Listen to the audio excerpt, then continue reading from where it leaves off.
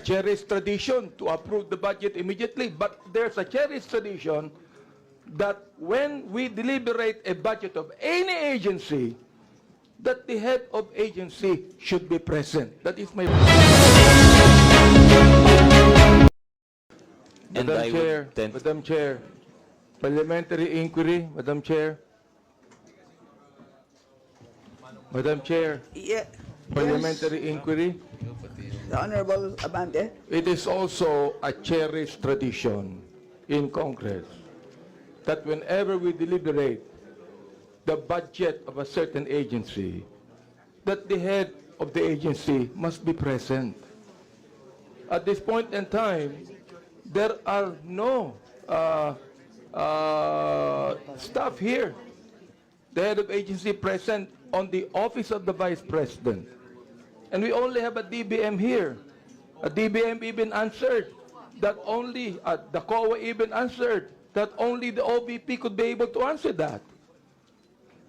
Perhaps we could be able to say it. Kanina, sinabi rin po ni Congressman Marcoleta, is a cherished tradition to approve the budget immediately. But there's a cherished tradition that when we deliberate a budget of any agency, that the head of agency should be present. That is my parliamentary inquiry, Mr. Chair. So, as we had explained earlier, we received a letter dated 10 September.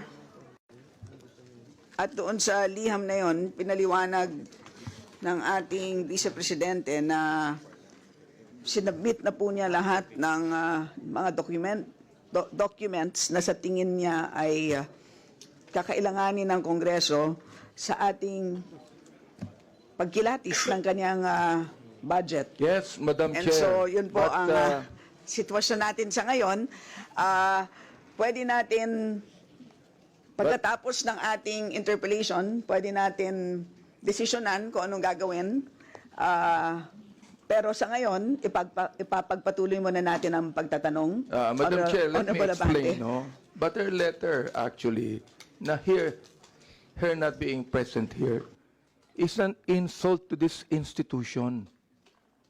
When we had the last hearing, I even questioned her if this institution has the right to scrutinize the budget, and she even failed to answer.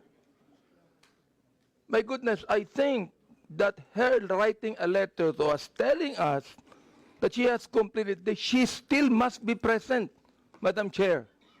And because she is not present, she is actually insulting the second institution that should scrutinize the budget of the Vice President.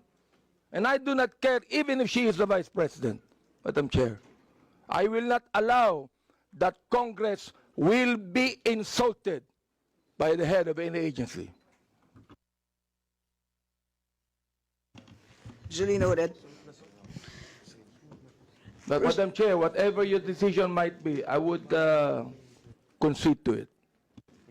Salamat po. Please proceed. Thank you, Madam Chair, and salamat Kong Benny. Akala ko po ako yung subject ng point of inquiry ninyo. Natakot po ako doon, pero salamat po.